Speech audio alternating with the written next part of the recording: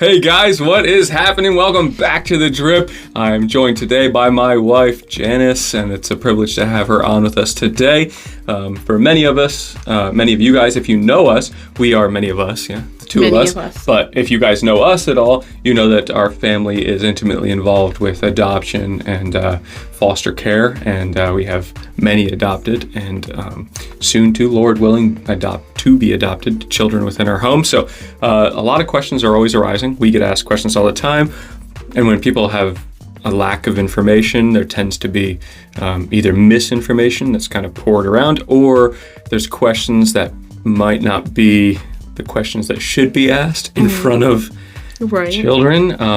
It's pretty frequent. I know we run into that all the time. There's also just the standard question that comes to us all the time. The questions, what does this look like to be involved in adoptions and private adoptions and in foster care and in New York State system and all that. So figured let's chat about that today. Yeah, sounds good. So I hope you guys stay with us here, and we would absolutely love if anyone at all at the end of this is interested in learning more about actually getting physically involved in the adoption or foster care process. We'd love to connect you. So link around afterwards in the comments, and we'd love to chat with you or email back and forth. But we'll have a conversation today, hopefully answer as many questions as possible, and be absolutely willing to answer any questions that arise in the comment box. But I'm Anthony Patton. I'm Janice Patton. And this is The Drip.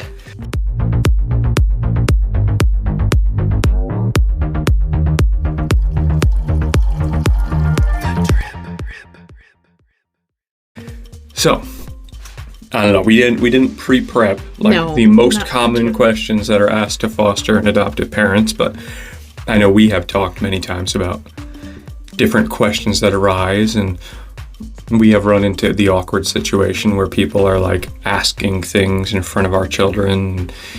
It's, you're trying to answer graciously, but it's also kind of just awkward and intrusive almost, to the point of I don't really care that they're asking, and I don't think you really care, but it's the situation and the setting. And so I think try to handle some of those things that arise so people have a better understanding of what some of those things are, and then maybe some just standard processes. What does this look like?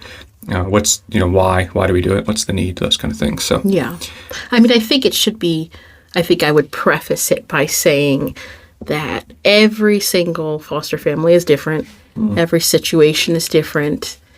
Every single biological family is different, and the caseworkers are different, and the judges. And so every situation it's hard to speak generally about, or even specifically about foster care, because all the situations are different. So I know personally there's not really many questions that bother me. People tend to feel funny asking questions, or they say, I've heard, I don't know how to say this question in a way that it's not going to offend you. Yeah. And I think it's fair to say not really anything offends me, and I don't think anything really offends you. However, I know that there are questions that in general bother the foster care community or an adoptive family, or maybe foster care children in foster care. Yeah. There might be words or phrases. I know that when we took our class, there were certain words and phrases that they said, hey, this isn't really something we say anymore. Maybe try saying this instead. Instead of saying foster kid, say a child in care, or different things like that. Yeah. Instead of saying a real parent, say biological parent or foster parent, things like that. But so I think to tag on that too, it's what you say in front of a child. Yeah. Well, I was going to get with your own biological children to begin with. Well, there's questions that you wouldn't ask in front of.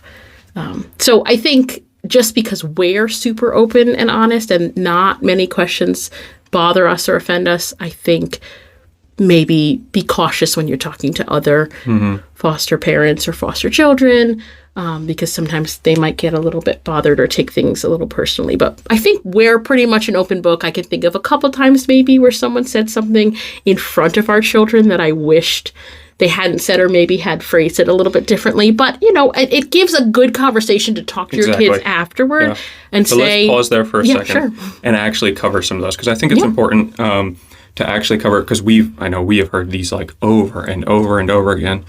So for those that don't know, and you guys, don't know us at all, we have a total, actually currently of 7 children in our home, ranging from about a month old to 17 and a half. So Yeah. we've had some other children in and have left in the past. We have private adoption. We have some adoptions through New York State. And then we have some kids within the foster care system currently. So kind of a wide array, if you guys don't know, of where our family is. We have no biological children, but we're definitely blessed with the children in our home. So over the years, we've gotten questions all over the board, but I think some of the really most common ones, which, again, if someone were to come and ask me or you, I don't think we care at all that these questions arise, but this has happened, I can't even count how many times in front of our children, where somebody will ask about their biological parents. Like, oh, were they drug addicts? Or, was there abuse? But like right in front of our children. Or they'll say, are you going to keep them? And I've heard this a couple times, like, are you planning on keeping them? Like right in front of our children. And so those kind of questions, while I think they're naturally on the mind of somebody who's just learning about the foster care system, but there's a part of me, a part of my, maybe sinful nature that wants to look at them and say, are you going to keep your children? Like, I don't do that. But it's kind of this, because people don't know, they're generally kind of maybe just have some awkwardness about the conversation. So I would say generally be really careful, very, very cautious about what you say about a child's parent in front of them in a negative light. And yes, we are their parents, and for all of our kids, from the moment they've come to be in our house, we've allowed them to call us whatever they felt comfortable with. Generally, that's cycled very quickly to mom and dad. Yeah. But that's still their biological parent, and we have made an effort, the two of us, to never speak negatively about the biological parents in front of our children. It doesn't mean that we don't have learning examples. I think there are hard conversations that take place regarding biological parents sometimes, but just in general, trying to people can be really negative, be kind and respectful. Yeah. We don't do the, well, your mom is always, or your mom. There are the hard realities of the situation we find ourselves in, where the biological parents are not doing what is right to get their children back. And our children have questions, about that process. And we're open and honest with our children about those things. And it's always teaching and learning examples based on how one should act and what we should be doing. But we're not intentionally trying to diminish somebody at their core because they are suffering with addiction or other things. Right. We're very cautious to not do that to them. But in the same light, we're not going to have an open conversation with you about our child's biological parent, while they're standing right there in the room. Yeah. So that would be a private conversation if you desired to know. And there's some information that you're not, as a foster parent, supposed to share. So, yeah. But, again, I don't really have a problem saying that to someone. Like, oh, you know what, we're not supposed to share that. That's kind of private information. So, and people generally receive that well. Yeah.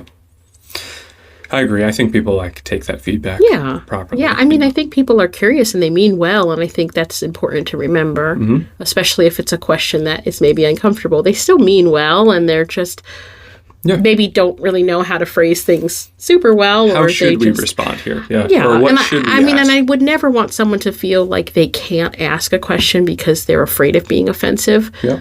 To me, at least, or to you, at least. I can't speak for other foster families, but for us, please, I would never want anyone to feel like they couldn't ask us something. Just, maybe don't call our kids the Fosters in front of them. Yeah.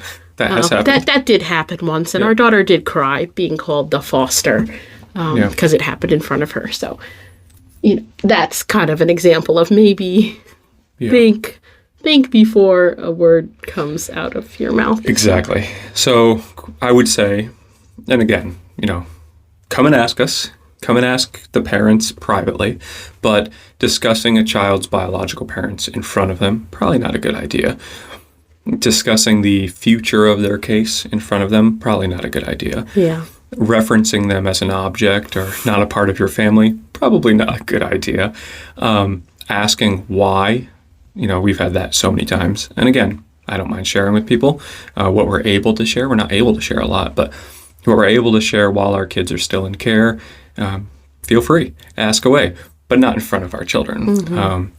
It's not something that we just want dragged up over and over and over. And I was even asked, now multiple times I've been asked, do you love them like you would love your own First off, we don't have biological children, right. So I have no standpoint on that, but I've been asked that right in front of my children. I think that's a really good question that people are not always honest about, and we can circle back to that and talk about that a bit. I think that's important. But, you wouldn't ask that in front of someone else's regular kid, a biological child. You wouldn't say, so how do you feel about your kid? Do you like him? Do you love him? What are your feelings toward this little youngster over here? Yeah, you wouldn't do that. You wouldn't do that. So why would you do it with a child in care? I mean, they're already feeling so much more than, a child who's not currently in foster care would be feeling. So yeah. I think just being aware of that and being cautious and careful about their feelings is really important. Yeah, I agree. Yeah, be cautious about what you're saying. And I think if there was any situation or question that has stuck with me that did bother me, it was only because it was in front of them. Yeah. And then I couldn't really address it because they were there, So. Oh, I fully agree. Yeah. Any other time, nothing really. Ask anything. Yeah, basically. Just not in front of them. So that's a good standpoint. Yeah. That covers a broad range. So anything else jump out that you can remember? Oh, I did. I remember it was such an innocent thing because it's the kind of thing that people say all the time where they see a cute kid and they say, oh, he's so cute, I want to take him home with me, or I'm just going to steal him. We say that to cute kids. But I remember someone said that once about one of our children who had very recently been brought into our family and was still, getting used to us and didn't quite trust us yet. And I remember this gentleman came over and said, oh, he's so cute, I'm going to take him home with me. And just the fear kind of that was in our child's face. Yeah. And I think it was a while ago. I probably responded more harshly than I wanted to in the moment because I remember having to go back and, explain to the gentleman and say, I'm sorry I was so defensive, but this child might believe that you're actually going to come and take him and he doesn't know you and he's just been removed from everything he knew and felt comfortable with and been placed in the home with a stranger who he's just starting to get to know and just starting to trust, And it's such a sweet, innocent comment that someone made. And that one sticks out to me. I remember someone called our daughter, how's the foster doing? And she was standing, 3 feet away. And she was upset. I think other than that, no, I don't think there's anything that... Those are the basics. So I do think you targeted that well. Just be cautious about what you say in front of... And, we're talking universally here for foster and adoptive children. Just use discernment in your conversation to their parents. Where are they? This is not something that they want. Some don't care. Some of our kids don't care at all. But some do. They don't want this dragged up all the time. It's always kind of there in the forefront of who they are as a person, that they're a child in care, they're adopted. Like some of our children they just don't care at all. Yeah. Some don't want that brought up in every conversation. Some of them don't want people to even know their background or history. So I think another thing too that I might say is sometimes when children are young, they overshare about their own personal history. I know a couple of our kids have done that. And as they've grown older and become more aware of everything, they have wished they didn't say so much to people. And it wasn't stuff that happened in front of us where we could kind of stop the conversation. Maybe if you have a child who's oversharing with you, you might say, maybe let's not talk about that right now. I don't know. I mean, it's just, I know some of our children have regrets that they shared so much with people and they kind of wish now that they're older that they had not. But there's not too much you can do about that. No, just play that by ear. Yeah. So, okay. So those are the don'ts, right? You mentioned kind of again, some of this is parsing words, but, instead of saying the foster children, especially even in New York State, when we went through the classes, they're huge push the child in care. Like they're children. They're not foster children. They're children. Yeah. And they happen to be in this situation. Yeah. But they don't want to be called foster children. No. And there is a negative stigma, and with good reason sometimes, about foster kids and, how they're going to grow up and what they're going to be like. And I think some of that negative stigma has come out of bad foster parents.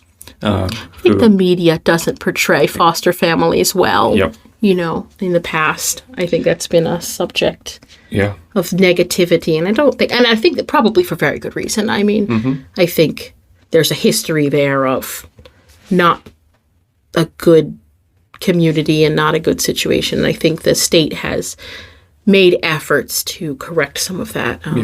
But I think it's a bit harmful for foster families and for foster children in care. With all that negativity wrapped into it. Yeah.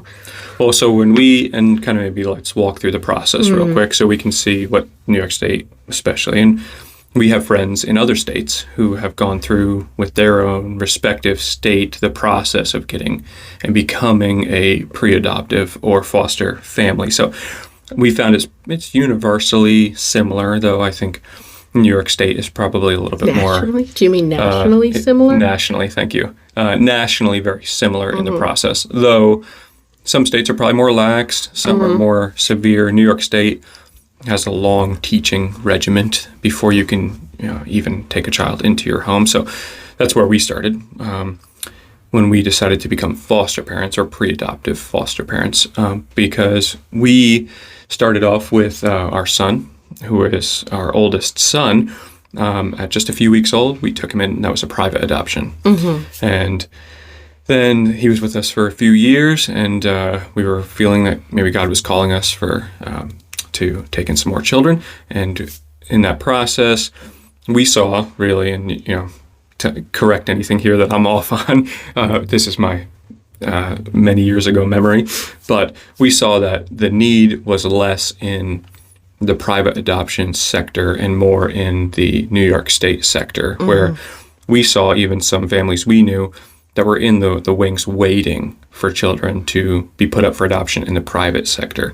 And there's already a queue of parents ready for private adoptions. But the opposite was the case in the New York State system, where we saw a queue of children that needed homes. So that's the approach that we went to get especially involved with New York older State. children. Yeah. I think when you're doing a private adoption, I think it's more common to be, available for younger children or for infants. Yeah. Whereas in the state system with foster care, the children are typically, the median age in Dutchess County for 2021 was 8. So that's the, median age is 8. So you're not generally going to be looking for an instant placement of an infant. You're going to find children who are most of the children in need are 4 older. to teenager. So they are placed in care. And some of the unfortunate truth is here, they are placed in care when the baby effect wears off of a new mom with a baby, and that's not even always the case. Sometimes there are moms who are moms and dads who are struggling to even raise that infant, but there is a line in the sand of New York State will work with that parent until the parent is deemed to not be able to provide care for that child, and that's when they're removed.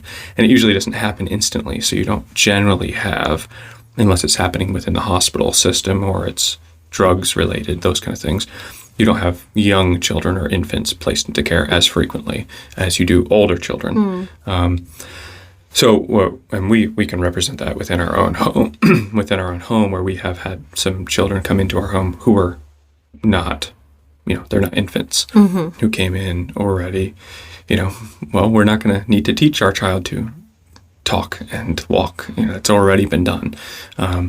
And now they're coming in with previous lives and previous memories and previous, quote unquote baggage. So we walked through the training process, which took some time. Yeah, I'm trying to remember. I think it was about I think it was 30 hours total. So I think we met for 3 hours for 10 weeks, maybe.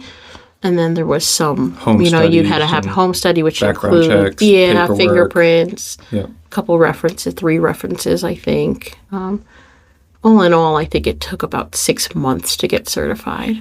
Yeah. And then we had a placement the week following. Well, we were signing our final certification paperwork, and they were telling us about a sibling I think there was 2 or 3 different groups that they were going between. Yeah. So we went to meet them quickly, and now they are adopted children. Yeah. So a very large need there. So then for us, we took in a sibling set. I'm trying not to say their names. We should have talked through what was... Try not to say their names. Yeah, so we took in our 2 first, our son and our daughter, and then their older daughter, their older sister, their older daughter, their older sister got placed into care, and we took her into our home, and then our 2 other sons. Yeah, our 2 youngest. Our 2 youngest, and then just recently, about 3 weeks ago. Not our 2 youngest. Not our 2 youngest anymore. About 3 weeks ago, we just had another placement of a couple-week-old baby. Yeah. Who's still currently in the hospital as we speak. So we, after getting certified, have kind of walked this process out for the last just pushing 6 years now, I think. It's all 2017, May, so more than that. Yeah, more than 6 years. 7, almost 7, I think. Yeah, and I mean, we kind of thought we were on the tail end of all of it until a couple weeks ago when we kind of started up again. So I guess that's kind of why this subject is on our minds. Yeah. So, and we've had a lot of, I think in the last, I don't know, few weeks maybe, we've had a bunch of questions people have asked. So it's a timely subject. Very. Yeah. So that's us. I mean, every family's going to look different in this system, but kind of give people a standpoint of like how that processed out for us. And we can't share every detail about this. I think we don't have biological children, so I think our family looks a little bit different than perhaps other foster families do. Yeah. There's never been this is our biological child, this is our foster child, or anything like that in our minds or in our children's minds. I mean, they've never had to struggle with that like I think some other foster families do, or adoptive families. All of our children have been either adopted or joined our family through foster care. So there's never been any competing there for our children, which I think is good for them. Yeah. And we've always been, and every family might treat this differently, but because our kids are not coming into our home as infants, there's never this like question that, that some parents have to ask of when's the right time to talk to our children about that, they're adopted. And I know you even see this within movies, like the child's getting older and the parents haven't discussed, you're adopted. Well, first off, our family is nationally very diverse, so we have a lot of different ethnicities within our family, so that's a standpoint right there that you just can't get away from, that we are clearly not all of the same biological flesh and blood family. And secondarily, we've had so many children come into our home that are already cognitively aware of the fact they're being removed from another home. So we're very open and have been from day one that we are an adoptive family, and that our family is made up of who's in our home, not because we're biologically similar, but because we are in the same home. And there's struggle that comes with that, because within the private adoption sector, generally once you're given the green light for a child to come into your home, it's pretty much a done deal. It will still take time to process in courts, and even for our adoption, I think it took 2 years from start to finish, something like that. For our private adoption. With the foster care or pre-adoptive families, there is always, until the adoption is finalized, the chance that that child could be removed from your home through a family member stepping up, or other circumstances that arise, or the parent does, praise the Lord, what they are required by New York State to do, or whatever state you're in, to get their children back, which is kind of there's a bittersweetness in that process. You want the biological parent to have recovery and have a life that's restored, but you also have affection for those children in your home. So I think probably some of the stigma here is, well, I don't want to get attached to this child. I think that, and that's across the board. If you talk to any other foster families, or you read blogs, or you read articles, I think that's the number one objection that people have against being interested in being a foster family is they say one or two things. They either say, oh, I could never do that, or they say, oh, I would just get too attached. And then you're doing it right. Yeah, that's like the common, foster care answer. Well, then you're doing it right. But I think it's interesting because there are some foster families that get really upset and hurt and offended by that remark because they think, what are you implying? I'm this callous, unfeeling, robotic person who doesn't get attached to these children? Which is funny because then, you never hear someone say, oh, I have a really hard time forming attachments and I don't love well. I'd be a great foster I'd be a great foster parent because I wouldn't care if they left my house. That would be funny. I've never heard that. No, you never hear that. You hear, I would just get too attached. So I don't think the objection is, I don't think I'd be a good foster parent because I wouldn't care if they left me. It's this deep-rooted fear of hurt and grief. They know, I know I'm capable of loving. I know I can love deeply. I know I can love fiercely. I know I can bond to a child or have them bond to me because I do it in other areas of my life. I have no problem loving. I have a problem grieving. I have a problem losing. I have a problem overcoming the challenges that come with adoption or foster care, and then having that person leave and feeling like maybe it was all for nothing, or feeling broken, or feeling upset, or feeling loss. And I think it's the fear of grief that keeps people from doing it. Instead of realizing you have the capacity to love deeply. And that's what these children need more than anything, is someone who will love them deeply enough to lose them if it needs to happen. Yeah, I agree. And I mean, we have had that happen, which is, it is very challenging. It's not something that you just say, oh, this is nothing.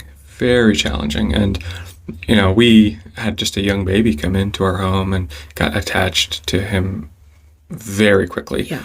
And then he left, and it was heartbreaking. Yeah.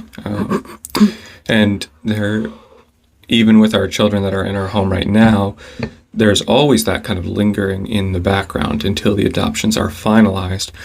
So I think as Christians, where we have to take a stand here is saying, well, our biological children that are in our home are given to us by the grace of God. And you see that happening where God could even remove a biological child from your home, call them home to glory. And regardless, that child has been gifted to you for a season. Generally, biologically, you assume it's going to be a longer season. With the foster care system, you're going into it with the assumption that this season of life is as long as God allows it to be. Which I think we made the mistake of I made the mistake at least, of not understanding that. And they tried to tell me in our training, we didn't go into it. I remember we went into training to be an adoptive family. And they said, the people who were training us in our home finder and everything, they said, oh, we don't do that. No, everyone is a foster family. And you can be just a foster care family if that's what you prefer. And then if they get freed for adoption, they can move on somewhere else. However, we would like you not to do that. We would like you to be open to adoption, because after 3 years of this child being in your home and they get freed for adoption, how detrimental is it to them to be moved elsewhere onward at that point? So they do encourage you to, be a foster family with the intention to adopt any child that comes in your home. And I think where my heart was when we went in was to just adopt. And time frame wise, we were way off. And I remember they tried to tell us, and I rejected everything that they said in my mind. I remember them saying, so is it likely in 6 months that we'll have, an adoption? And they, no, 3 years. And I remember thinking, okay, yeah, no, it'll probably be a year or two, maybe less. 5.5 years later. So I think, and that's something that I always say when someone comes to talk to me about foster care is, if you are just looking to adopt, then I don't know that foster care is for you, or you need to, you and your spouse need to be on the same page. And if you're a believer, you need to be praying about that, because that's not the goal. Foster care, the goal is always reunification, either with a parent or maybe a close family member or a close family friend. Adoption is what happens when things don't go right in foster care. Yeah. And so I think you need to really, count the cost of what it's going to be for your family, because you should not be going into it if you're looking to get a child. You should be looking to give your family to someone who's in need, regardless of what that looks like, regardless of how long it's going to be, regardless of what it's going to cost you. Yeah. And I think there's another side that even within the foster care community and the people that we know and the people who talk about foster care, there's another side that I think exactly that. We have to go into it having already counted the cost, because kind of a personal pet peeve of mine within the foster care system is somebody will... I think it's something we feel very strongly about. I don't think you should say pet peeve. I think it's... a very strong feeling. I think you need to be committed. Yeah. No matter what. Because you have children who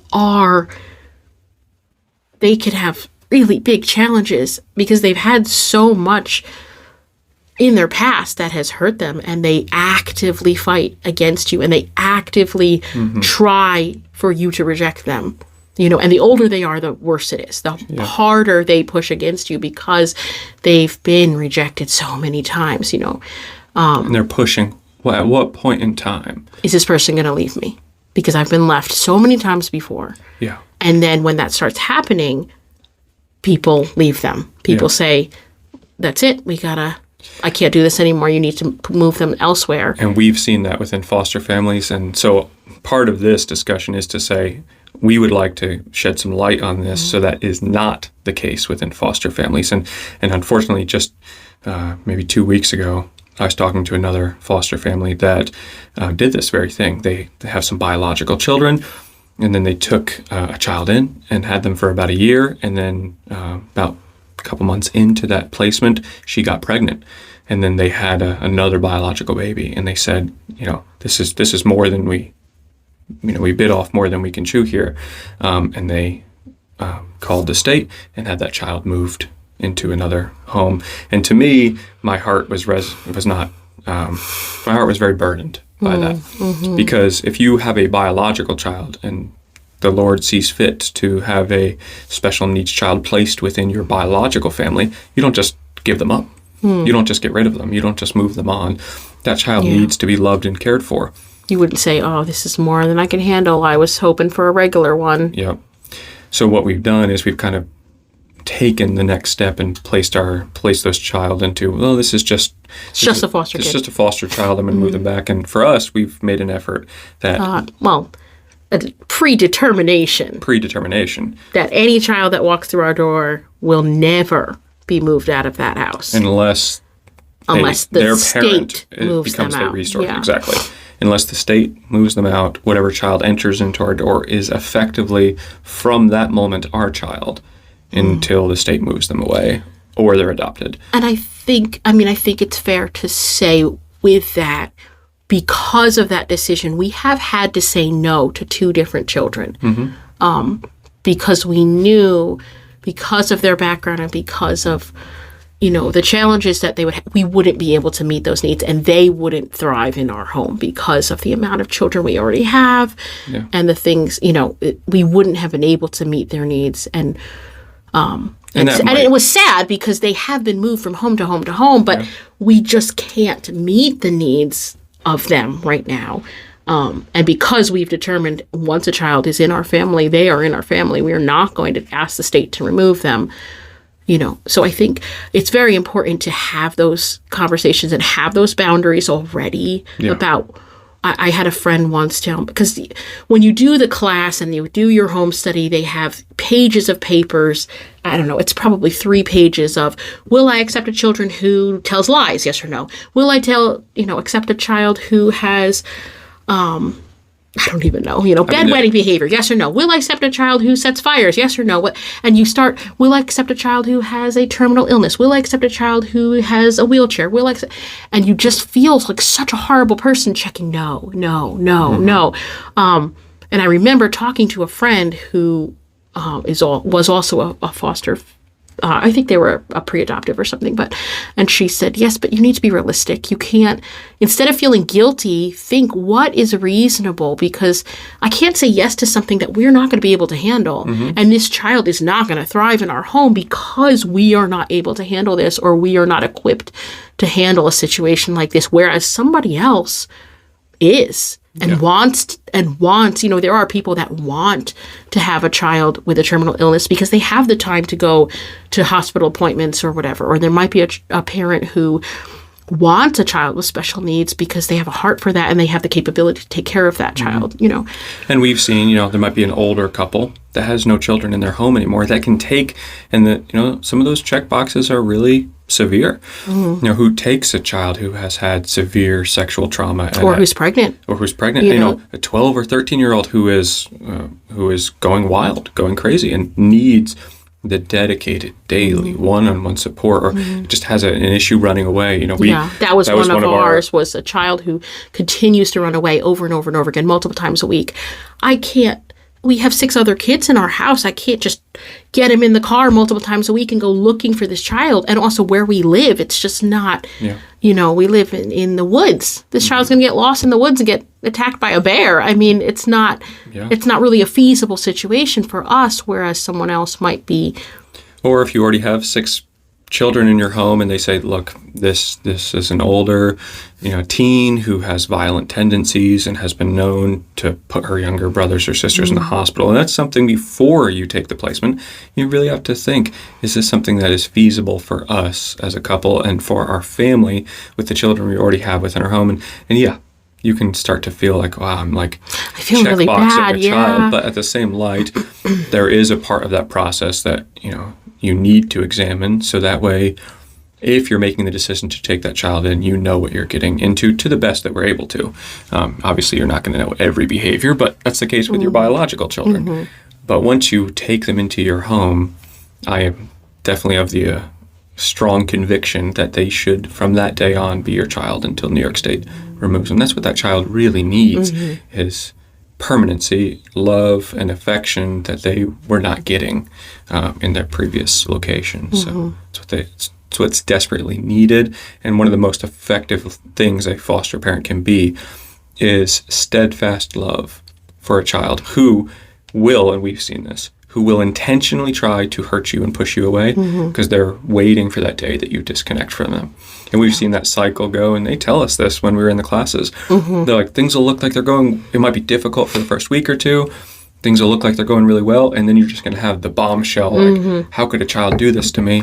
And which I think it differs with their age, but it was so funny because as we were going through it, we were looking at the time frames that they told us in the class, and I remember saying, it's right on schedule. It's 3 months, and they're, whatever it was. I don't remember, but, 6 months for this age, 3 months for this age. They're right.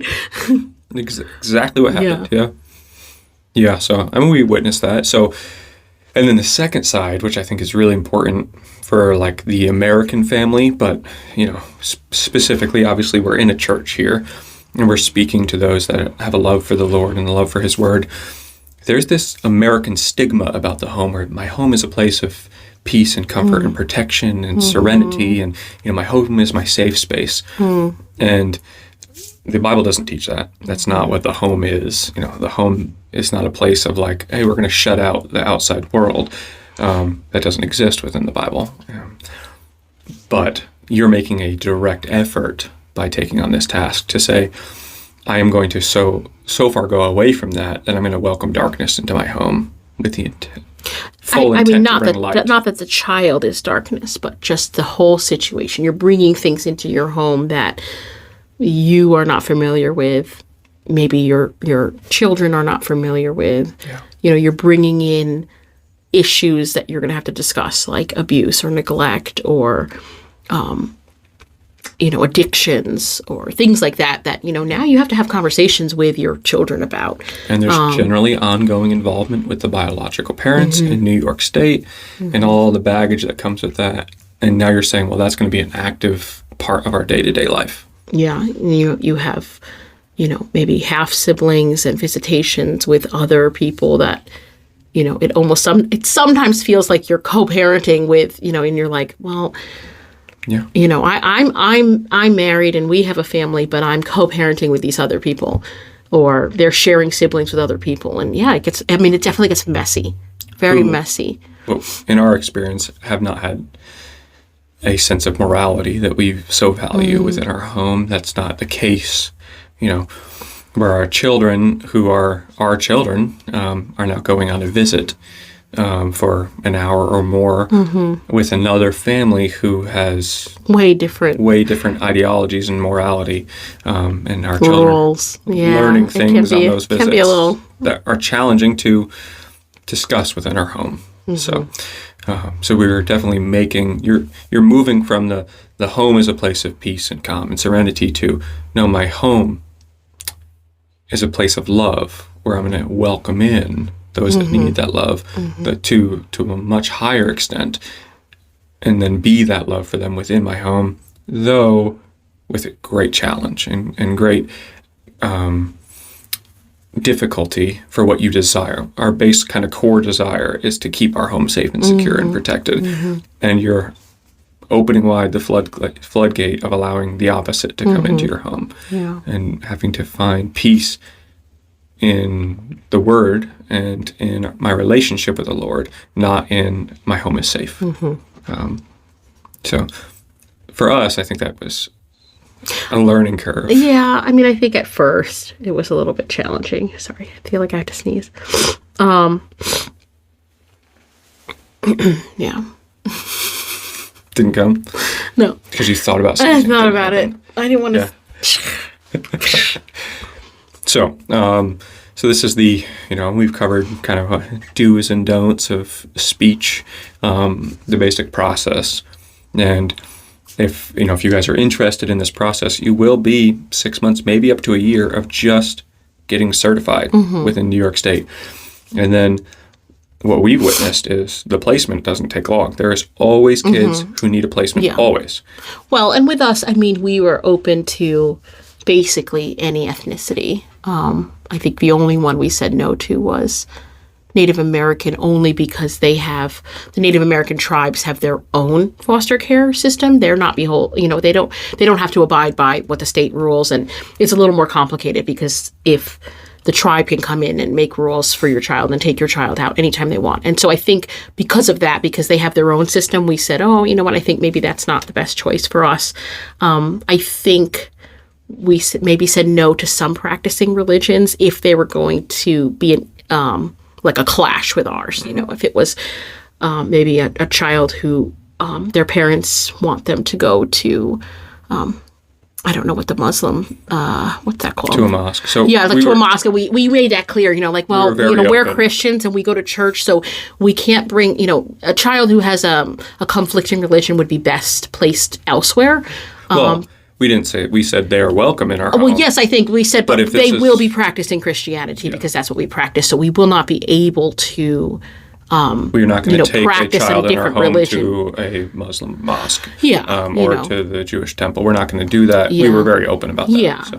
But it wasn't the child that was, that we said no to. It was just they were welcome, but we just were very open about, we're Christians and that's what we practice in our home. So, and I think other than that, we did originally say, probably no teenagers, but we amended that one. Yeah. But we were open to sibling groups. We were open to basically any ethnicity. So we did get placements very fast. I think, depending on what you are able to do and not might determine how quickly you get a placement. But yes, there's always children waiting, I think. Yeah. And, we've been to some facilities, even within New York State, that have children that are desperately in need of what you would call a therapeutic home, which is more of a one-on-one, care, or some people that can give more time. I think a parent has to stay home all the time in a therapeutic home. And that doesn't I think there's a necessarily limit to how many children you can have in a therapeutic home. That doesn't necessarily mean a special needs individual. That's more of a, could just be somebody that needs a higher level of one-on-one attention or care because they have such vast previous trauma that's now they're exhibiting behaviors that are not conducive for a child to be exhibiting, and they need direct care. So depending on what level of involvement you are able to offer will definitely change how quickly you get a placement. But in general, even in looking into it again recently, the need is definitely more on the state system than in the private sector. Doesn't mean the private sector is not there. But I also think for us, we've always thought the church professes frequently that we believe in the sanctity of life, and we help organizations like right down the road from us, CareNet, Crisis Pregnancy Center, and things like that. But then in the same light, what is the church doing as the hands and feet of what we say we believe, which is we say we believe in the sanctity of life. We say we're against abortion. So if we are, then we need to, as believers, be supporting organizations like CareNet, Pregnancy Center. We need to be opening our homes for adoptive and foster care placements for children that those parents have gone through and not taken the option for abortion. Well, then Christians should have their homes open for these things. And it takes a lot to trust in the Lord to protect you and your home and give you peace in the midst of the trial that this is. But it's one of those, put your action where your heart is. And it's not for every family. But I think a lot of families could step up. It's just very difficult. Yeah, I think a lot of people say, oh, I don't think I'm called. I don't think God has called me there. Or I just don't think that's for us. When really, it's just hard. They don't want to do it. Yeah. I know I was there for a very long time, many years. I was fine with adoption, but I didn't want to do foster care. Yeah. And it was not because God didn't call us there. It was because I didn't want to do it. I didn't want to have a child come in our home and then leave. Yeah. And I had no idea how challenging things were going to be. And I think sometimes God does bless you with the, idyllic family and those things. We do see that processing out sometimes, but in foster care? No. Oh. No, in life. And, if you talk to people, there is this kind of like innate drive because of how our culture is and how America is that, we're gonna go through the stages of life. And again, we don't see this biblically, but we do see this in America, and it is so ingrained within people, they have a hard time breaking out of that shell. And in America, what we see is you're going to grow up in your family, and you're going to get married, and you're going to leave your family, and then you're going to grow your own family. And then those children of yours are going to have children, and now you're going to, step in and enjoy in your last days in retirement, you're going to enjoy your grandchildren. So you've kind of gone through, we're looking for those stages, those stepping stones of life. And I put in the time and I raised my kids, and now I get to just enjoy my grandkids, and I can just revel in taking them in, sugaring them up and sending them home. And it's a cool thing. There's joy in that. But again, that's the American dream. That's not the biblical path that the Bible calls us to take in the widowed and the orphan and all that are in need. And so just because it's hard, or just because it doesn't fit into your ideology of like this perfect existence in life, moving on from the stage to stage to stage. And we have seen some children who have been placed in homes where a parent has raised children, and they have grown children and even grandchildren, but they have elected to take additional children into their home, which is even more of a challenge because now they're older and they don't have as much energy. But regardless, those children need a place, a home. They need somebody that's going to love them and cherish them and take care of them. And much better than sitting in a communal home, and like we've witnessed. I call them juvie prisons, but they're sad places like a group to be. home, yeah. Yeah. And so what generally we would say is, no, this is not easy. This is a very hard, a very challenging thing. We say this is the absolute best and worst thing we've ever done in our life. There's so much joy in it, but the joy even in adoption comes with pain, because that means that there's brokenness, and that there's loss. There's loss in adoption, always. Yeah. People say like, oh, it's the best of both worlds, or what do people say? I can't think of like the other phrase that people use, but it's loss. There's loss and tragedy in foster care. There's loss and tragedy in adoption, no matter what happens. Yeah. But that loss is going to be there regardless. So step in and do something about it. And if we believe and trust in the Lord, and that He is sovereign, that His ways are good, then part of that, exactly like you targeted, if you are to take a child into your home, you have to trust in Him to guide you through the pain of loss, if that is the outcome. Challenging. Sorry, I know it's emotionally, there's an emotional standpoint here, but we have to fall back into trust in the Lord, because here's the need, and are we not filling that need because it's hard? That's a poor reason to not fill a need. So, again, I would say, no, this is not for everybody, because people are at all different stages of their walk with the Lord. But I would say this is something that should be... It's probably for more people than you think. Yes. And no, someone shouldn't feel like guilted into it because your pastor says, the church needs to step up. But I think more people should be doing it. Stop being afraid, trust the Lord, and, your heart will heal from loss. Maybe not completely, but it will heal. And whatever that time that you're given with those children, whether days, weeks, months, years, or they get to remain in your home, is a precious time to model to them the love of God, to teach them of the Word. And you might have a child in your home for 2 years and they're removed, but that's 2 years that you got to teach them what Christ's love is and what the Word of God says. And that could be transformative for the rest of their life. So, got to fall back to trusting in the Lord to make any decision here. But I fully agree to put a little, put the screws down on some people. I think adoption and foster care is for a lot more people than are willing to step up and do it. And I mean, people who have the ability to do it and are choosing not to because it's hard. So, yes, people can feel guilted into that, but sometimes conviction... Oh, I think I felt guilted into it by you. Sometimes conviction is a good thing. It drives us to do what the Lord has called us to do. So... Yeah, we should use the word convicted, not guilted. Convicted, not guilted. Convicted. Yes, I would say. Yes, convicted. I think another thing that we should probably talk about is every child is different. And I think this is something that people don't really talk about, is that every child that comes into your home is different. And some of those kids, I thought, okay, before we became foster parents, I thought... I was really good at loving people, especially children. I thought I was really good at loving children. Love was not a problem for me.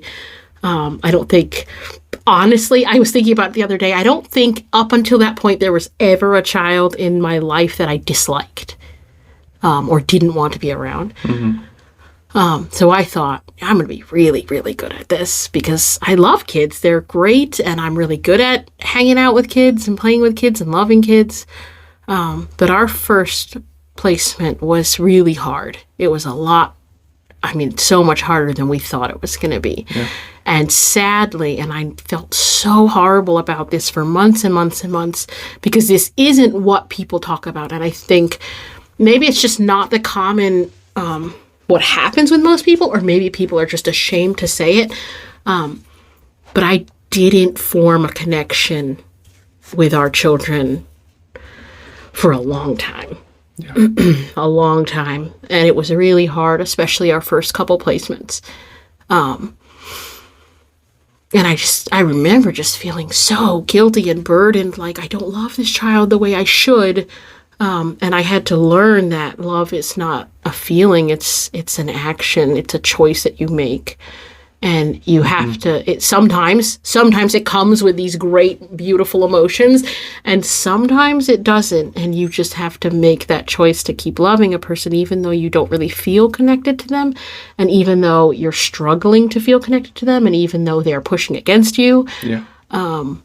And so that was something that was really, really hard for me, because I thought that piece of it. I knew there was going to be behavior challenges and developmental challenges and different things like that, but I didn't think that I was going to struggle with feeling attached and feeling emotionally connected to a child. Pastorally, I would say this is definitely an area that people should talk about more, but they don't. Because I'll even counsel individuals who have just had their second child. And, I think I see this more with the guy than I do with the mom, who just held that baby within her for such a long time. And then the baby's born and she gets to hold him right away. And there's like this instant connection and bond in an emotional sense. But they've already built, without realizing it, a willful sense to love and care for and nurture that child for the last 9 months that the dad didn't get to experience. And so sometimes there is the emotional high of, especially that new first child, and, the parents latched onto the child, and there's this emotional just, almost craze for that child that you're like, I could never love anything as much as I love this child. Then you have your second or your third or your fourth child, and like in one of them, you're like, I am not feeling what I felt for the first child. And I've heard this so many times. I don't think, maybe you've heard this from men, I don't think most women talk about this. And I remember being way into our foster care journey and then talking to a couple different moms of biological children and talking to them about this. And they said, oh, I feel that way about my or I did. I felt that way about my biological child when he or she was born, actually. Yeah. And it took me several months to start feeling, I loved them, but like, I didn't feel like I loved them. Not like I felt with my other child, my first child or my second child. And they would, and we would talk about, we could never tell people this. We'd be so embarrassed and so ashamed of admitting this. But yeah, no, this is the thing that people feel. We just don't talk about it because we know we feel ashamed of it. And then you might hear from other foster families, I never felt that way. I loved every single one of them as much as I love my biological children. And maybe that's true for their family. That's amazing. I'm so happy for them. But that's not the case for everybody. Yeah. And exactly because we think that love is an emotion, when the Bible clearly says the opposite. Love is an act of the will that's actionated towards the object. So I choose to love you. This is what the Bible literally says within husbands and wives. I choose to love you. I will to love you. And therefore I do actions to show you what my will is. And in doing so, it's a will, and there's an action towards the object. You're the object of my love, or my child's the object of my love. And generally, that produces in you an emotion. So I actionate towards the object, and generally it does produce an emotional response within us. So that's why the Bible says, be transformed by the renewing of your mind, because what is in your mind actually generally processes out through your heart and through your emotion. And what you're doing through your emotion is what you're going to generally want to do more willingly. So we have to remember that even within children that are coming in biologically or through the state system or through private adoption, you are desiring in your very being, I will love this child, which is actually an incredible thing. We've needed to be there sometimes. I'm going to love this child no matter what they do to me, no matter what they say, no matter how bad they try to hurt me, no matter how bad they try to push me away. I will love this child. Incredibly, in doing that process, we've seen that as we continue to love our children, one, the emotional side has grown within our children, but two, the act of willing to love somebody has caused them to love us back. It's the same thing we see with the Lord. We love because he first loved us. Our children didn't love us right away either. Yeah. And that would be foolish to think they just got pulled and ripped out of another home. It'd be foolish to think that this child all of a sudden just has grand affection for you. They do now, but it took years. Some took literal years before there was actual what we would deem Some affection of them built. still, there's still, you have, I think, and maybe this isn't always the case, but I think it's been the case with us. The younger the child came to us, the faster that emotional bond, that love grew. Emotional love, I should say. Whereas the older they were when they came to us, it maybe took longer or maybe hasn't quite developed at all. Yeah. Where you would want it to be or you feel like it is with somebody else. Yeah. Yeah, I fully agree. I remember one, I guess what you were talking about made me think of this. One of the exercises that we did in our training, I don't know if you remember this, but they gave us a piece of paper and they said, I think it was 5 things, write the 5 things that are the most important things to you in the world that you, I'm trying to remember how they would say it, but like that are the core of your identity. What are the 5 things, and people wrote, God and my home, my family, my friends, my job, the things that just really are the core of who you are. Do you remember this? Mm-hmm. And then they said, okay, now cross one of them out. Choose one that you have to get rid of. Hypothetically, get rid of for the rest of your, for years or the rest of your life. Mm-hmm. And you have to look at that list of 5 things and pick one to get rid of. So you might say, okay, my job, my career, get rid of that. Okay, now get rid of another one. Oh my goodness. Okay, so what am I going to get rid of this time? My home. I choose my family over my home. Okay, now get rid of another one. Okay, I have to get rid of my friends over my family. Okay, now get rid of another one. And you just went down the list. I don't know if you remember. You had to I don't know if we crossed it out or we tore it off, but sorry. We threw it on the ground. We threw it away. Threw it on the ground. And just as an adult, just that heart-wrenching, I remember, what I wrote. I remember still what I wrote. And I guess I have to get rid of that. I would get rid of that before that.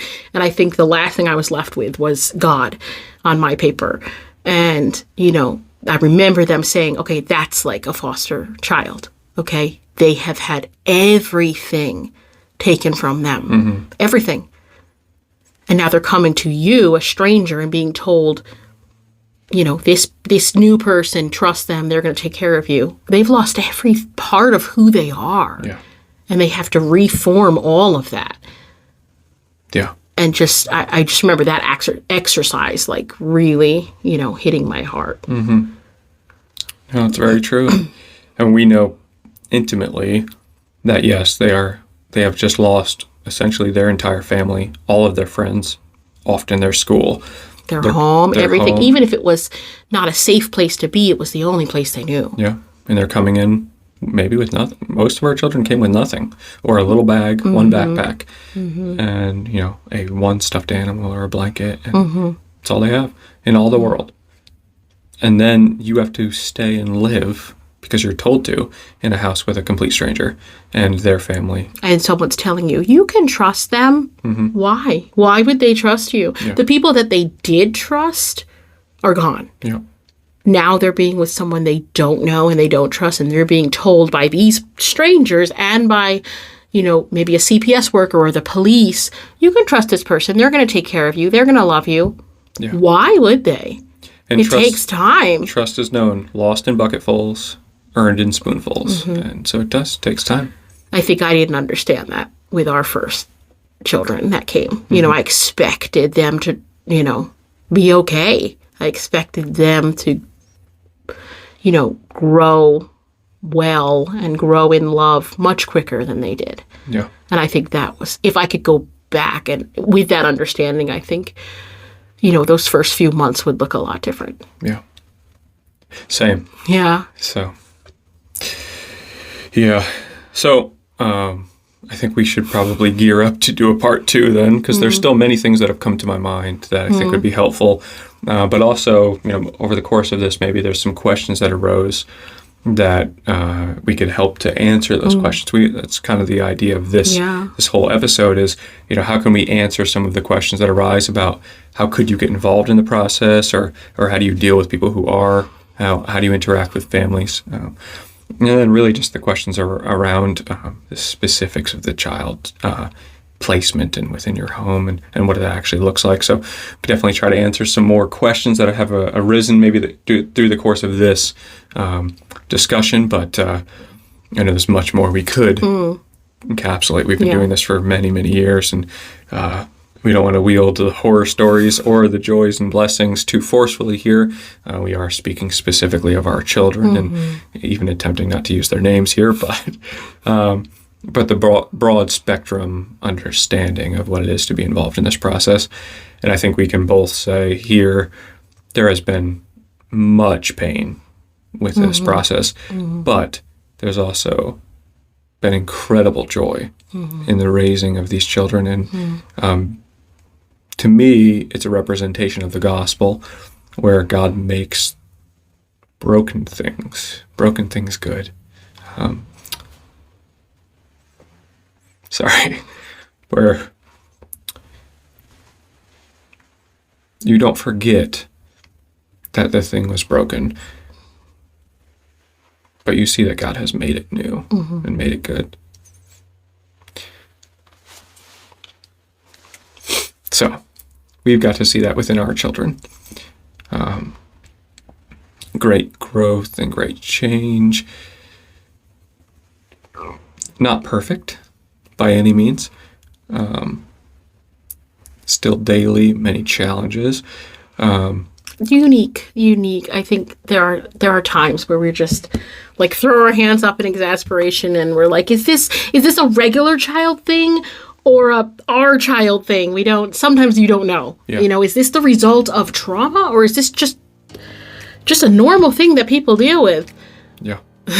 And we don't have any I think there are some things that we're just like, we've come to terms with, like, this is just a trauma thing, and I don't know if it's ever going to go away, and we have to deal with this differently than another family might deal with this situation. Yeah.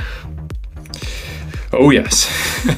Just weird things sometimes. Some odd things. Maybe we could discuss some of those on the next shooting, because there are things we've seen across the board with our children, too. So, yeah, give us some feedback here, some maybe areas we missed or some questions that came to mind while we were discussing, and we'll have a adoption and foster care part 2. Okay. So, sure. all right. Yeah. So, thank you guys for sticking it out with us, and we appreciate all those who are watching, who are foster parents or adoptive parents, and the work you are doing for the Lord. In that process within your life. And yes, if you are with us till the end, we would definitely say, don't just write this off. Be in prayer about potential to either be in support of a local foster and adoptive family or your local foster and adoptive organizations, or step up and do this yourself as your family, counting the cost first, as the Bible would say, but also don't just write it off because it would be difficult. Really pray and be thoughtful about the great need that is out in the world today for families to take in children who have no home. So, but thanks for your wisdom here on this and joining me. It's a joy to be able to be on with your wife and discuss something that's so near and dear to our hearts. Yeah. So, thanks for sticking with us, guys. Thank you. We'll see you on the next episode. Bye.